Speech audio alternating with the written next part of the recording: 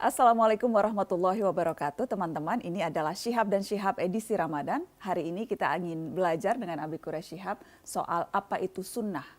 Sunnah, Abiku. Apa itu pengertian sunnah? Baik, sunnah itu punya banyak pengertian. Tergantung dari disiplin ilmu apa yang menjadi titik tolak kita. Kalau dari disiplin ilmu agama, ilmu bahasa, sunnah itu dari kata sanan jalan. Jalan. Dari kata apa sana? Sanan. Sanan. La tattabi'unna sanana man kana qablakum. Kamu pasti akan mengikuti jalan orang-orang sebelum kamu. Sehingga kalau mereka masuk ke biang binatang, kamu akan ikut. Karena ikut-ikutan jalan mereka. Itu sanan. Sunnah juga berarti gaya hidup. Cara hidup seseorang. Ada sunnah Nabi, ada cara hidup Nabi. Itu dari segi bahasa. Nabi bersabda, an-nikahu sunnati. Nikah itu adalah gaya hidupku dalam menyalurkan hubungan seksual. Menikah dengan wanita, itu gaya hidup. Sunnah. Sunnah di Untuk situ. yang para jomblo, nikah itu sunnah. Tapi sunnah bukan dalam pengertian hukum.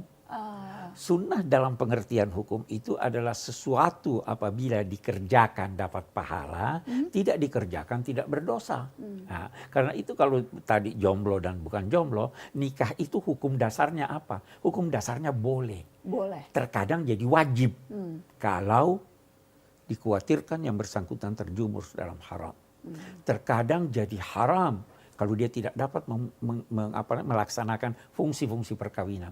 Terkadang menjadi anjuran, terkadang menjadi makruh. Jadi itu dalam pengertian hukum. Jadi dari segi bahasa, dari segi hukum. Terus ada yang ketiga, sunnah dari segi pengertian ilmu hadis atau ilmu mustalah hadis. Secara umum kita dapat berkata, sunnah Nabi itu adalah ucapan beliau, perbuatan beliau, atau pembenaran beliau. Beliau melihat satu orang melakukan ini lantas diam, itu sunnah Nabi. Dari sisi pembenaran. Nah, tiga makna ini kalau kita akan fokuskan bahasan pada sunnah dalam pengertian ilmu hadis atau ilmu usul hadis ini, kita akan berkata seorang harus cerdas-cerdas meneladani Nabi dalam sunnahnya. Kenapa? Karena ada perbuatan Nabi yang khusus buat beliau. Satu contoh yang sangat ini. Nabi tidak menerima zakat. Kita bisa menerima zakat. Nabi kalau tertidur tidak batal wudhunya. Nabi diperbolehkan Tuhan dalam kedudukan beliau sebagai Rasul untuk menikah lebih dari 4 wanita. Itu harus cerdas dong. Itu yang khusus untuk Nabi. Itu yang khusus untuk Nabi. Ada lagi, Nabi melakukan itu dalam konteks pribadi beliau. Maksudnya bukan untuk ditiru? Ya, bisa jadi bukan untuk ditiru. Atau tidak harus ditiru. Misalnya Nabi gondrong. Itu berkaitan dengan budaya masyarakat ketika itu. Ya kan? Tidak harus ditiru itu. Ada seberapa gondrong Nabi? Sampai ke ujung telinganya. Di sini. Ada uraian bahwa saya tidak pernah melihat seorang pria memakai baju merah dengan rambut terurai rapi sampai di ujung telinganya setampan Nabi Muhammad sallallahu alaihi wasallam. Baju merah. Favoritnya merah ya? Sama kita juga merah. Oh, bukan favorit. Langsung GR Nana. Sama. Nah, itu sekedar untuk menunjukkan bahwa warna apapun boleh. Warna apapun boleh. Kalau Abi enggak senang. Abi enggak senang merah. Baju merah Abi enggak senang. Nabi favoritnya putih. Baju warna putih. Warna yang beliau paling suka putih, hijau.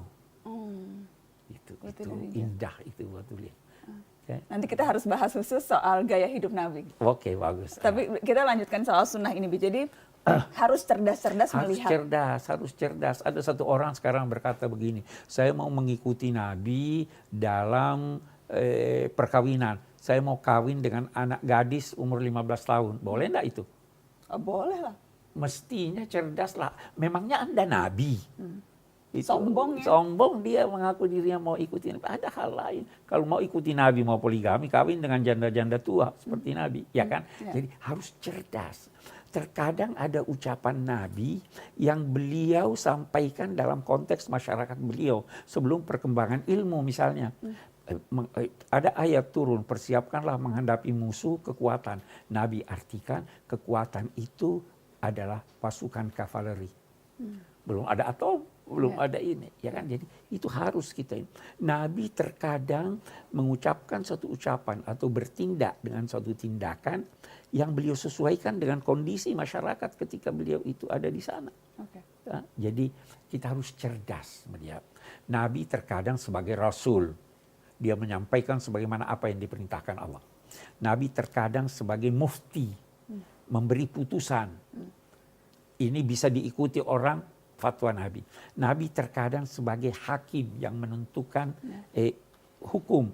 Itu kita harus lihat siapa, apa kasusnya dan lain-lain sebagainya. Tidak semerta-merta. Jadi harus cerdas. Dalam hal itu berarti harus tahu konteksnya apa. Harus tahu konteksnya apa. Dan tidak bisa asal menggeneralisir semuanya. Tidak bisa. Ini Nabi begini terus mau ikuti semuanya. Hati-hati. Nah. Abiku minta doa dong. Kita sebaiknya selawat saja. Ada selawat, kita sebut Nabi ada selawat yang singkat dan pada mulanya sementara orang melarang selawat itu, tapi Habib itu ajar Abi selawat itu yang bisa disepakati oleh semua orang. Singkat. Assalatu wassalamu alaika ya sayyidi ya Rasulullah. Bijahika ya Allah. Qallat hilati adrikni. Salawat dan salam untukmu, wahai Tuanku, wahai kekasihku Rasulullah. Demi Allah, demi keagungan Allah. Ya Allah, telah mengecil, telah amat sedikit upaya yang aku dapat lakukan. Maka bantulah aku. Dengan salawat itu, kita bermohon kepada Allah agar supaya kita dibantu dalam kesulitan karena tidak banyak lagi upaya yang dapat kita lakukan. Nah, itu dalam konteks keteladanan, dalam konteks Rasulullah SAW. Amin, amin. Terima kasih Abiku. Terima kasih. Teman-teman, apa yang teman-teman dapatkan dari perbincangan hari ini, tinggalkan pesan di kolom komentar. Yang beruntung nanti bisa mendapatkan hadiah bingkisan dan juga buku dari Abi. Kita ketemu insya Allah besok. Wassalamualaikum. Bulan suci Ramadan telah tiba. Saatnya lebih mendekatkan diri kepadanya. Mari memaafkan dan saling mengasihi sesama. Dekolit mengucapkan selamat menjalankan ibadah puasa. Mohon maaf lahir dan batin.